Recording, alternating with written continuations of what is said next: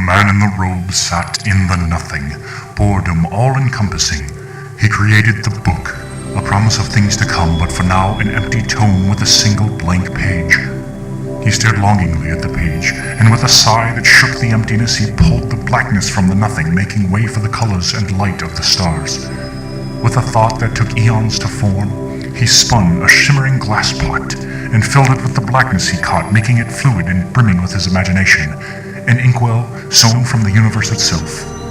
He created a celestial brush and ran it across his robe that held stories he held in his heart and mind.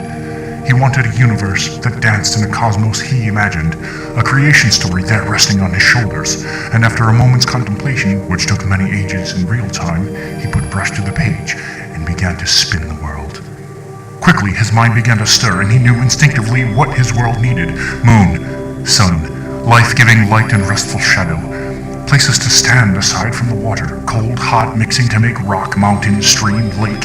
He placed the ones with fur that strode the land, confident and strong. The deep things, patient and wise in their dark waters. The scaled things, quick and fierce in the grasses. And finally, the feathered ones, cunning and magnificent. But the man in the robe was vexed. Something was wrong, and he erased the birds from his creation. He pondered then for a while. What unsettled him so about those proud, powerful beasts of the air? And for the first time in history of all being, the thing there at the beginning spoke the words. Honestly, I just hate the f***ing Eagles, man. Makes a hell of a Caucasian, Jackie. As he left, there was something else there at the bottom of the page. A 20! Welcome to Expansion Theory!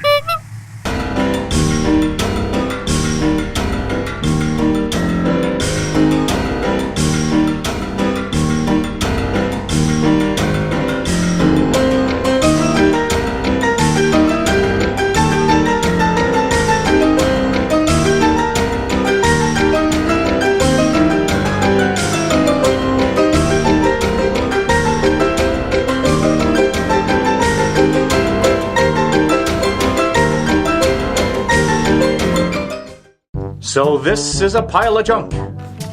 What does it have to do with us? You may note that today's episode intro was creation themed. That's because I'm going to try and show you how to make your own expansions for games for relatively cheap. Everything on this pile over here was, almost everything was mostly found at thrift stores, dollar stores, or just in the garbage. Don't judge me. I have a side channel called Urban Tea Scavenger all about junking and finding cool crap, and I'll talk about that later. But it can be really tough to make your own game if you want it to look decent. Even if you're prototyping something and just testing it out, it goes a long way to make a game that looks nice and feels nice, like in a tactile sense, having good dice or things like that. But trying to make your own custom dice or get them built for you, really expensive. Prototyping from websites can be really expensive. So I'm going to show you a couple of tricks and some things that you can find relatively easily and for super cheap to help you make some games on your own.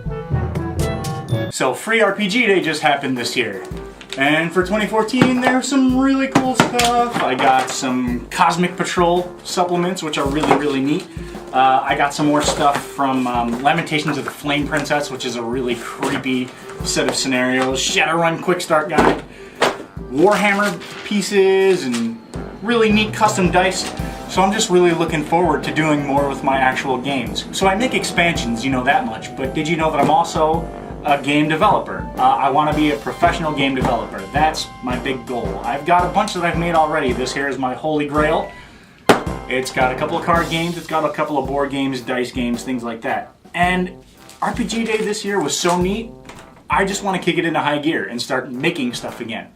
So finding pieces and explaining how I put together my expansions and my games seemed like a really important thing, because I know there's a lot of people out there who get frustrated because they want to make games but they don't know a good, reliable way to get them out there.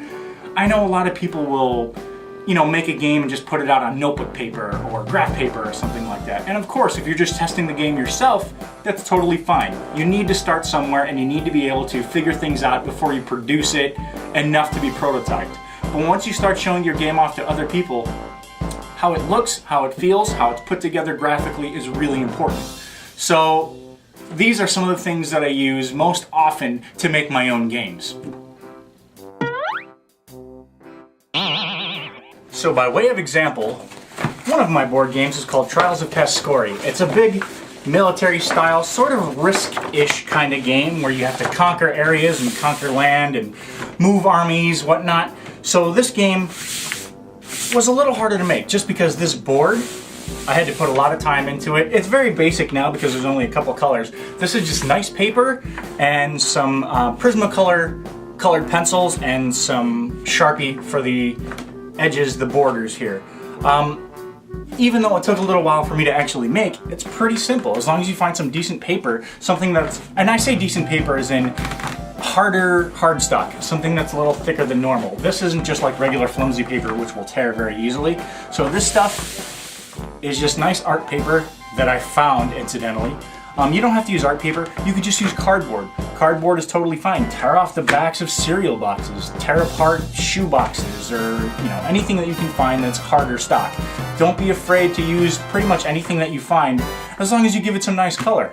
Craft paint is relatively inexpensive. There's Ceramcoat paint, which is only about 65 to 79 cents at the craft store. That stuff's pretty good. Or use, if you have access to nice Prismacolor markers, use those as well.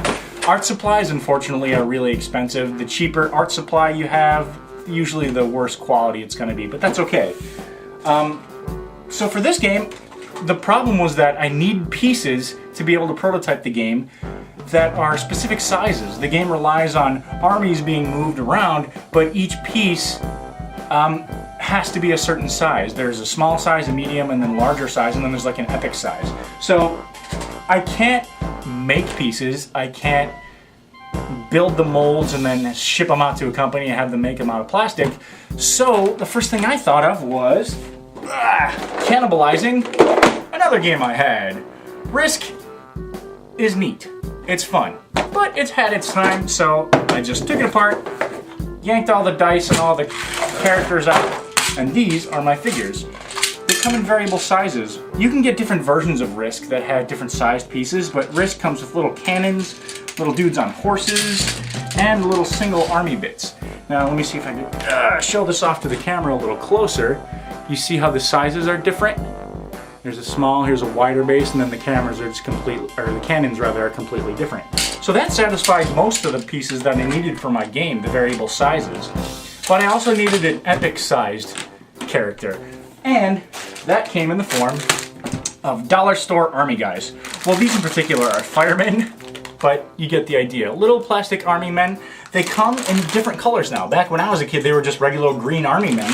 But now you can get them in red, your standard green, you got blue, dark green, gray, and beige. So these, even though they have sort of wonky stands, they're flimsy, but for $1 each, for a big package of them, that's a really great way to use pieces for a game, just for prototyping purposes.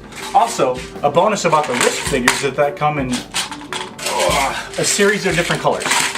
So that's pretty important for me to have different armies of different colors. So Risk, right away, was the perfect thing I needed for my first board game. Another kind of awesome thing you can do is use a dry erase board to test out any boards that you have that you need. It's kind of tough to figure out the balance of how far you have to go to a destination or to get to a goal. And the cool thing about dry erase boards is that you can always add stuff, add different types of pieces, add different symbols, whatever you need, right away. And that way you can just, if something doesn't work, immediately just erase it. Also, if you have magnetic ones, then you can actually put magnetic pieces and you can glue whatever pieces you want. So dry erase boards are a really big help to making games, even just for flowcharts to see what does and doesn't work.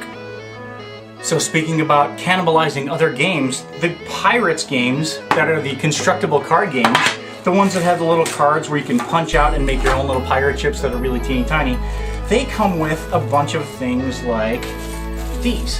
It's basically pirate gold, but they have numerical values on the other side. So I got a couple of threes, and on the other side they're gold coins. So there's threes, there's fours, there's fives, sixes, ones, all sorts of numbers, which are really important for pretty much any game that uses a numerical value. So these come in super handy. There's also games like this, like there's a Star Wars version of it that has force counters. Let's see if you can see those a little better. force counters and hit counters. These ones are mostly 1 damage counters, but there's other ones as well. A bonus is that a lot of these games, these ones in particular, I don't really find at thrift stores because they're still being sold. But for Risk, that's a pretty common game, easily found at thrift stores for $1, maybe $2. These things you can still find relatively cheaply. I go to stores like closeout bargain stores, like Big Lots is one. Sometimes Menards will have them. And Five Below is another really good place to find these. But I've seen packs of these go for, $1, even 50 cents if you get lucky. Look around holiday time, look in clearance aisles, the end caps at Target or Walmart. You'll usually find some pretty good deals on stuff that you didn't think to use in the first place. For example, these things are called Slug Zombies, S-L-U-G. They're really neat little plastic figures, kind of rubbery plastic. And they were on clearance everywhere for a little while, and they were really, really cheap at some point. I'm notoriously cheap, so I'll wait until something is 70 to 90% off, and then I'll snatch them up. So I found a bunch of these figures, and I thought they were really cool, but then I thought about it, I can make my own game with this. So I just used clearance figures and made a whole game out of these Slug Zombie figures. It's basically a kiddie version of Warhammer turn-based combat sort of stuff, but I'll explain that in one of the later episodes. But yeah, finding clearance aisle stuff is usually a pretty neat bet. And when you're talking about pieces that aren't specific, so not actual character pieces or not army pieces, maybe you're looking just for generic counters. Well, it's kind of hard to find generic counters. Sometimes you can find these. These are big glass beads. Some people call them dragon tears. They're just glass beads that have been, or glass marbles that have been flattened. They make really good counters. The only problem is they're really heavy. This thing weighs close to a pound. So if you're going to use them, use a couple of them because you can usually find them in really pretty colors or variable sizes. So use them sparingly, like if you need a big chip for first turn or first player chip that goes around, use those. But sometimes you want stuff that's more lightweight. So I was thinking about where you can find that. One thing you can do, talking about going through clearance sections, usually around holiday time, Target especially has a lot of clearance sales. You can wait for them to be 70 or 90% off, and then you can find some really neat stuff sometimes. This, as well as this, and this, they were all party favors. I think they were just decorations for Halloween. They were on a fall clearance. They're $1 a box. I ended up getting them for $1 a piece. But this one is little tiny acorns. Let's see if I can get the glare off there. Little tiny plastic acorns. This one is pumpkins. And then this one is leaves. And they came in a bunch of different colors. So I got lucky finding these. But for something more reliable, you'll probably have to spend a little bit more, but you'll get them in bulk. Go to the wedding aisle. The wedding aisle in a lot of craft stores in particular will have pieces like this. Oh, here. They're little diamonds. They come in a bunch of different colors. I just have these right now. But if you've ever been to a wedding and you've seen, the little party favors that are filled with little glass beads or plastic beads, these things come in a ton to a package. So even though you'll spend a little more, you'll have a bunch of them for a bunch of different games. Plus they come in a bunch of different colors. So it's kind of a win-win situation. Now, if you're playing a game that relies on buying stuff, currency is usually really easy to come by. You just go to the dollar store. Almost every dollar store will have little fake stacks of paper that look like, dollar bills. We got some Benjamins right here. Or you got this one came from Target, another clearance sale in the front of the store. It's a bunch of different bills. There's dollars, and then there's $100 denominations. There's a pile of different ones. But if you want more of an old classic look pirate coins, bam, that's really easy too. Plastic coins, sometimes they'll come in flat colors, but this one is copper enough to look like pennies. But I also have gold and silver and whatnot, so these are pretty easily found at dollar stores as well. And again, paying $1 for a bunch of coins, not too bad.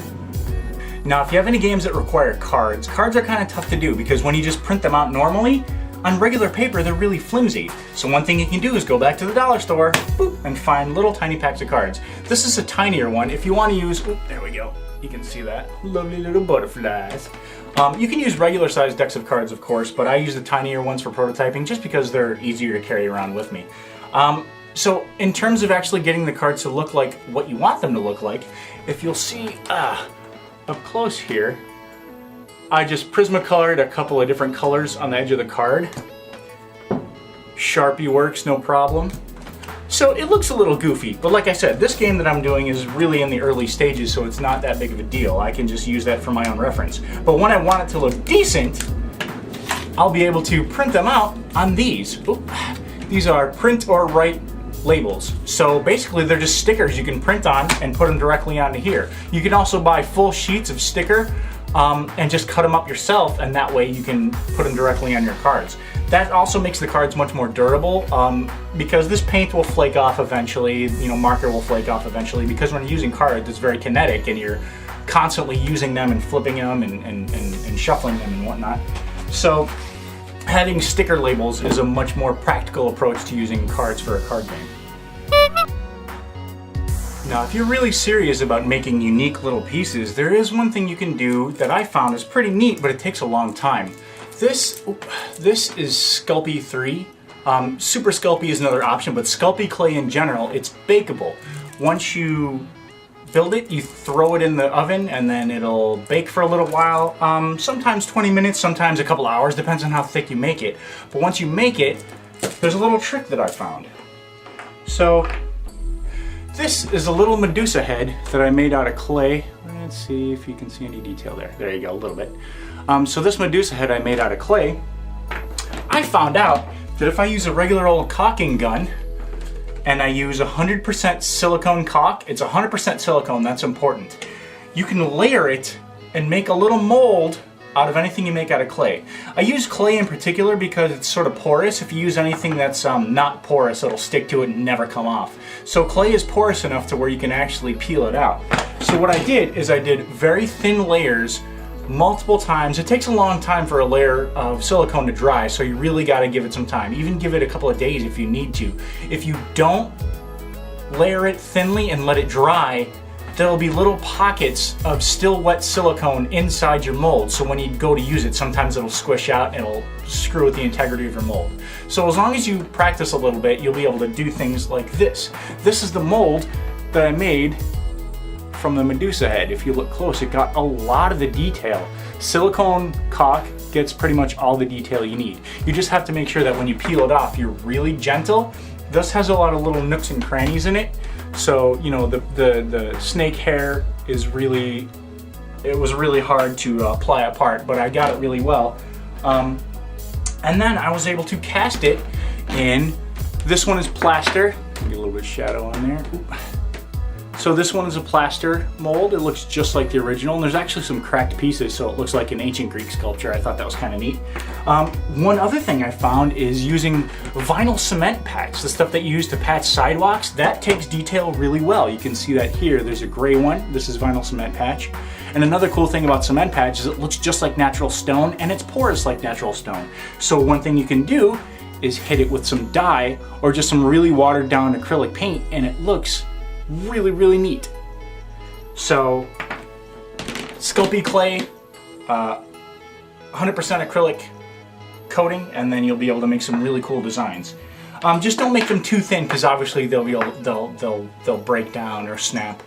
And I mean, if you have the time and the patience, you can make a bunch of little clay figures themselves and bake those as well. It just takes a long time. So I'm trying to get you to do this in the most expedient and efficient way I can think of. As for dice, breaking down board games is always a good idea. Old board games that are easy to find, like I said, Risk is really simple to find, but that just gives you basic D6s. Everybody knows these from your standard set of Dungeons and Dragons.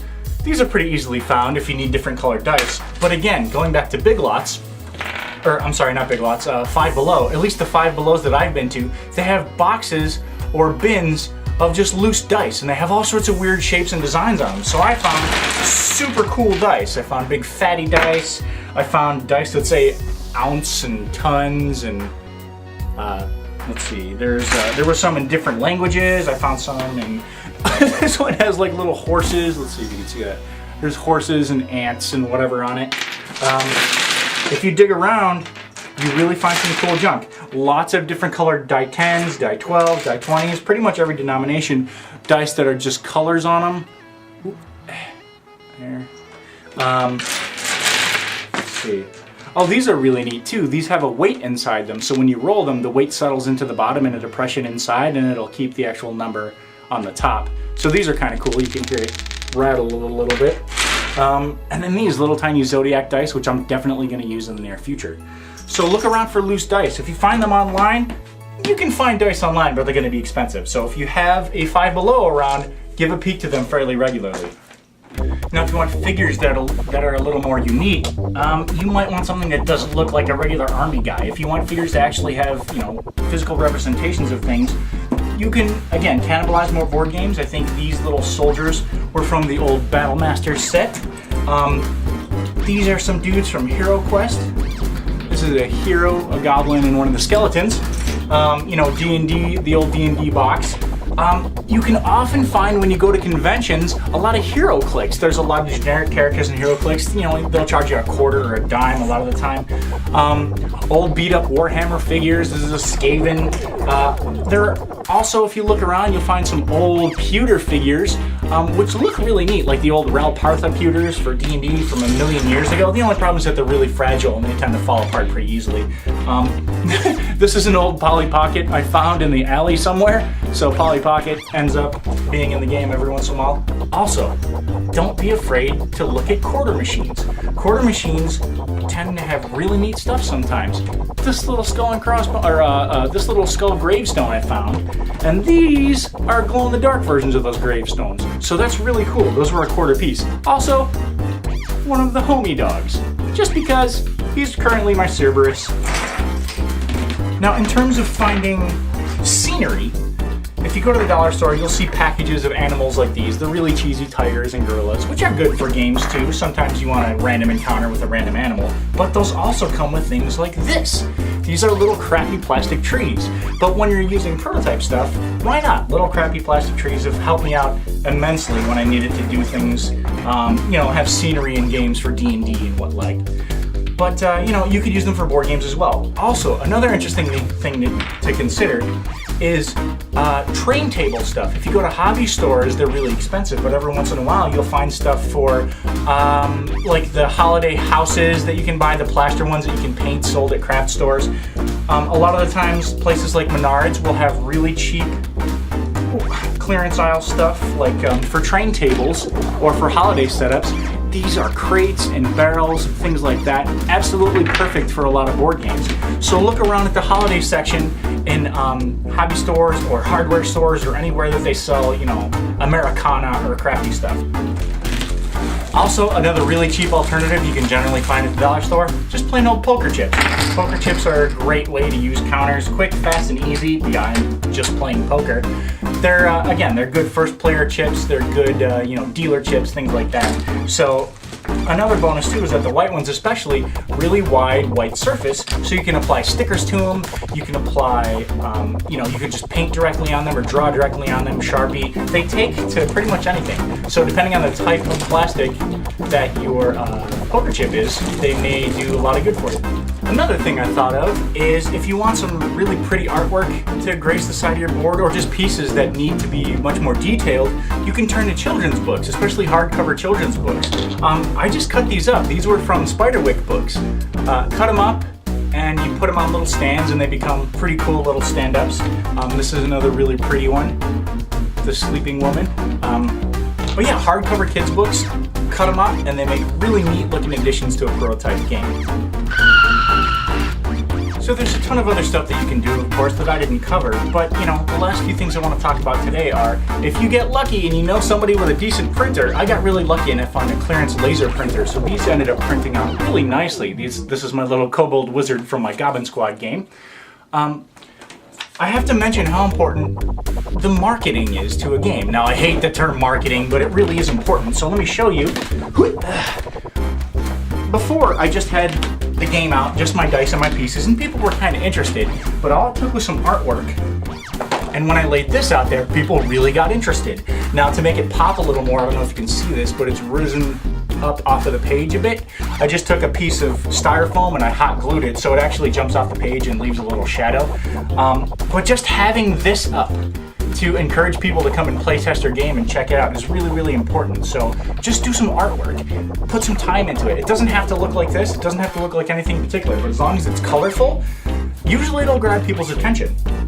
Another thing I want to mention is I was talking about prototyping games. Prototyping games can get really expensive, but sometimes when a game has gone as far as it can go with stuff that you've made, sometimes it's worth it to spend the money. I found a website called GameCrafter.com. They were really, really cool. I actually ordered a rush order from them.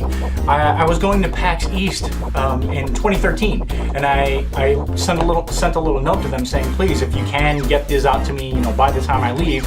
They said they would help me out and work on it. They sent it out like a day before I had to leave. It was supposed to get there 3 days later, so they're really, really cool guys. I'll send a link, or I'll give you a link to them in a minute, right about here. But this is a game called Ovate that I made, which is all about resource manipulation. And look, dual-sided cards. These are images that I took, and they printed them out on cardstock for me. And it ended up looking really nice. In fact, their color correction was almost perfect. I was really surprised. These are some other cards. So I know there's a lot of glare, sorry.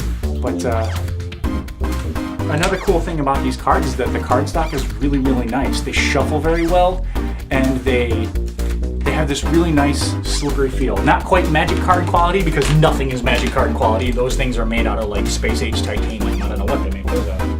But if you really want to, and you think your game is really worth it and you're going to go somewhere with it, I would recommend prototyping. There are a ton of cards that I got printed out, and as long as you get them printed out and you figure out a way to get them enough cards on a sheet, they give you different sizes. There's business card size, there's like little tiny mini cards, there's these are business card size, there's actual big hexes or whatever. They print out a bunch of different types, and they give you a little